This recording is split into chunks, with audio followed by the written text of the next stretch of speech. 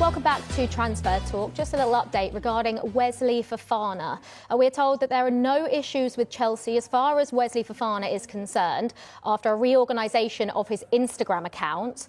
We also understand Fofana is not the only person who has access to and organises his social media account. Unfortunately, as a result of that social media noise, Fofana has received a number of abusive comments on the account, some of which include racist language. Right, it's time to speak to European football expert Julien Laurent, who joins us on the show. Julien, it's time to talk about your favourite subject. It's no secret that Luis Enrique does not want Gianluigi Donnarumma. There's no movement so far on any deal to leave the club, though. Why is that?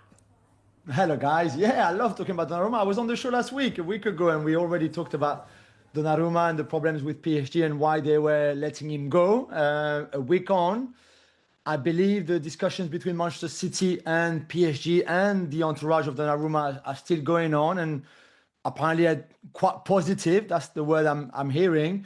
But I guess before City can do anything, they need to sort out their current goalkeeper situation, especially Ederson, who, as we know, there's a bid from Galatasaray in Turkey that has been in, and I'm not sure if City are happy with the deal or if they don't really want Ederson to go. I'm not sure why his preference would be leaving or staying. There's also Stefan Ortega, who's also there, as well as James Trafford, obviously. So there's too many goalkeepers in there, and before anything could happen with Donnarumma, they need to at least offload some of them. So I think unless there's something happening with Ederson or Ortega, but especially Ederson, there's not going to be much more of an improvement with the Donnarumma situation. Yeah, Julian, is Manchester City his only option then? Does he have other options here? No, I believe that right now they're the only club talking to PSG and talking to his people and Enzo Raiola, his agent. So I'm sure there will be suitors in Italy. You would think that a club like Inter Milan, even if he's a former AC Milan player, but Inter Milan, who have Jan Sommer as 37 years old, already looking at who could come after that. And Donnarumma, who's 26, probably ticks a lot of the boxes of what Inter Milan would want from a goalkeeper, especially the captain of their own national team. But for some reason, it's only City right now, certainly in the most advanced stage. I think PSG and Enzo Raiola have had a few contacts with other clubs, but nothing nowhere near like what City have been doing already. Julien, moving on then to this big story in Marseille, a bit of argy-bargy going on. Adrien Rabiot and Jonathan Rowe have been put on the club's transfer list. Now, the club say that the decision was taken because of unacceptable behaviour in the locker room after the match at Rennes. You must know what happened, Julien. Come on, tell us. I mean, I think this is an incredible story, Liv, really. The first bit is, as you said, this massive fight, and that was a proper fight between Rabiot and Rowe after the defeat at Rennes on Friday night, so opening game of the Ligue 1 season. Marseille played for an hour with 11 men against 10 away at Rennes, somehow managed to lose the game in the last kick of the game, pretty much. They go back to the dressing room. Geronimo Rulli, the goalkeeper, is very, very angry. He shouts at everybody, but especially at Jonathan Rowe. They have a bit of argy-bargy. I love this word of argy-bargy. It's one of my favorite words in English language. Argy-bargy. Rabiot steps in to separate Rulli and Rowe, then ends up having a fight himself with Jonathan Rowe. Then Rowe leaves the dressing room, comes back. They have another fight. And then we think it's pretty much over. This could be tension boiling up like we see in a lot of dressing rooms, especially after defeat. Well, it's been a long old window for Abere Eze, with speculation building over his next destination. So much so that he's getting pretty familiar with our reporter Gary Cottrell. We'll be talking about his situation after the break, but I think it's clear where he stands on all the noise. Look at him, right there in front of our cameras, joining in training. Absolutely 100% committed to the club. You can't say that, can you, about a couple of other players who are at the centre of similar sagas. You just said there, give it a rest.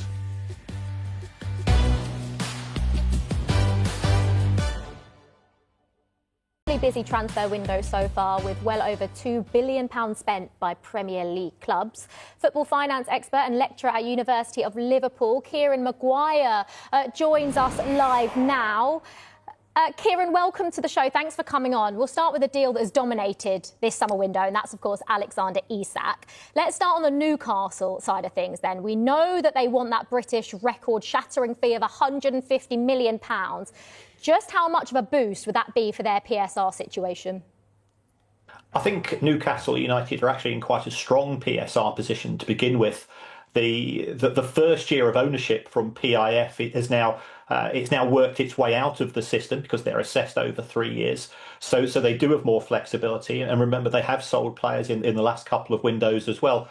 Certainly, if he goes, then that would allow a lot more spending to take place. But I don't think that they're being constrained. They're not being prevented from buying anyone under the current levels as far as their finances are concerned. Kieran, as for Liverpool, we've already seen them make a significant outlay this summer, over £320 million. Any potential Isak deal would see them approach the £500 million mark this winter in terms of money spent. Do you think this deal is feasible from their perspective? Yes, and part of the reason for that is that when you sign a player, you spread the cost over the life of the contract. So the players coming in are normally coming in on 5-year contracts. If you take £500 million, divide that by 5, it's going to be £100 million hit in what we call amortisation as far as the accounts are concerned. But Liverpool have done really well this season as far as the summer trading is concerned on the exit door as well. So Diaz has gone, Nunez has gone, Cancer has gone. He's an academy player. That's pure profit. So Liverpool, who always operate a very, very smart system and are never in danger of PSR issues, have got a lot of capacity to spend money as far as this summer is concerned. I mean, just as a whole, Kieran, it's been an incredible window already. We're seeing money being spent more aggressively than ever before in the Premier League. I think we're about £100 million off breaking the record for money spent in a window. What's fuelling all this spending? Well, I think if you look at the drivers, we've now got 5 clubs taking place in the Champions League instead of 4. Champions League participation is worth up to £150 million in additional revenue. So those clubs that want to get into the Champions League, they're being more aggressive in terms of their spending. We do have the sort of the challenger clubs, the aspirational clubs, the likes of Villa and Newcastle, who are trying to do as much as they can because they want one of those 5 places. In addition to that, we've had the success of the Club World Cup from Chelsea's point of view. That was worth £80 to £90 million. Even Manchester City, who were knocked out relatively early, they still made £40 to £50 million. And some of the overseas markets, such as the Saudi Pro League, have been beneficial to the Premier League when, whilst there's been relatively few deals, it certainly has brought additional money into the Premier League. And that money then starts to circulate. And if a Premier League club sells to another Premier League club, that has a ripple effect because of the way that the profits are taken immediately and the costs are spread over a period of time. Kieran, let's talk Chelsea then. They have up to 9 players they're looking to offload as they try and balance their books this summer. I mean, rival fans are often envious of how good they are at selling. How do they do it? Well, Chelsea have been amazing. I've got a spreadsheet in front of me which shows that they've had total sales of players of around about £1.8 billion since the Premier League started. That's twice the amount of Arsenal. That's twice the amount of Manchester United. It's £700 million, at least more than Liverpool and Manchester City and Spurs. So I think what Chelsea have been very clever at doing is utilising their academy.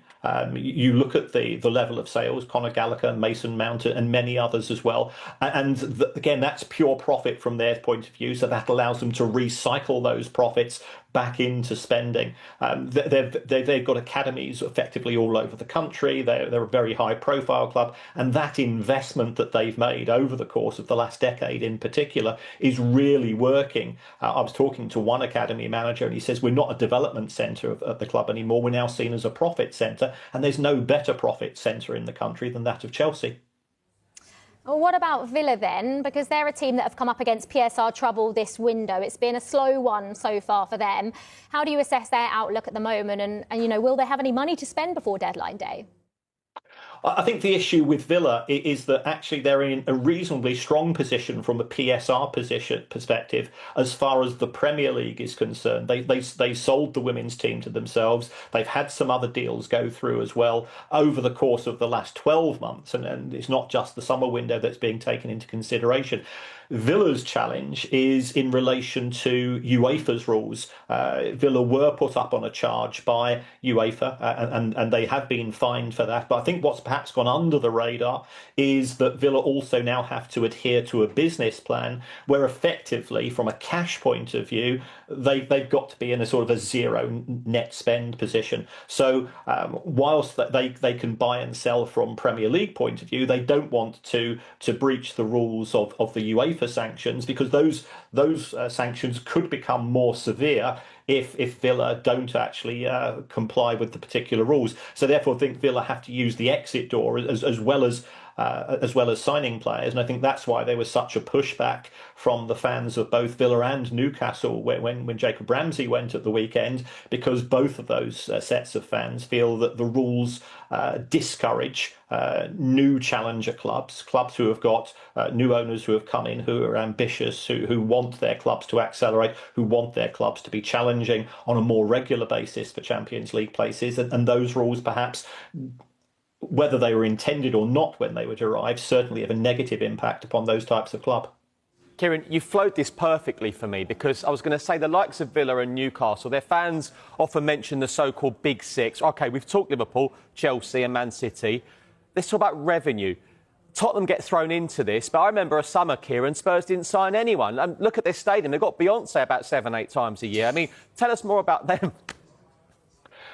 Spurs are very, very good at monetising the stadium, but they now have a deal with the local council which allows them to have up to 30 non-footballing events where you can have crowds of up to 60 odd thousand attending. And remember, during those, they'll be selling catering products, they'll be selling merchandise products. So Spurs are very, very savvy, and they have significantly improved their position as far as being able to be financially challenging to some of the other clubs. Spurs also operate, it has to be said, a very, very tight wage model. Their percentage of wages as a proportion of revenue is often in the low 40%. UEFA say it can go as high as 70%. So I think Spurs deserve a lot of credit. If they are in the Champions League this year, if they get to the further stages, I think we could be looking at matchday revenue of far more than £130 million. I think their commercial revenue since moving to the new stadium has more than trebled. When it comes to spending the money, I'm not qualified to say what a good footballer is or isn't, but I think Spurs fans would say perhaps they've been a bit hit and miss as far as the investment in the transfer market is concerned. You raised validly the point that they didn't spend money in a couple of seasons. I think that was mainly due to the transition from the old stadium to the new, where they had the costs incurred in terms of the stadium, but they didn't necessarily have the additional revenues. Kieran, thank you very much. Thank you. Well, I suppose, speaking of Spurs, because I suppose one of the players that definitely would be a hit if they were to get it over the line would be Abere Eze. He is, of course, at Crystal Palace, and it could be a pivotal few days at the club. They are close to agreeing a deal worth £32 million with Leicester City for forward Bilal El Khanous. However, Palace have not yet fully committed to the transfer, and they are still exploring a possible move for Southampton winger Tyler Dibbling. I suppose, Michael, the El Khanous deal then is far from done, really. Far from done, but it looks like in terms of the fee, they're both close. Now, it's interesting. Tyler Dibbling is an interesting one for me. We know Everton were very keen on him throughout this summer. We know Southampton were quite firm on the fee. Now, what's interesting for me is that is it Bilal El Khanous, or is it him and Dibbling? I mean, look, El Khanous, he's still featuring for Leicester. He played 45 minutes on Saturday. Didn't have the best 45 minutes, according to his manager. That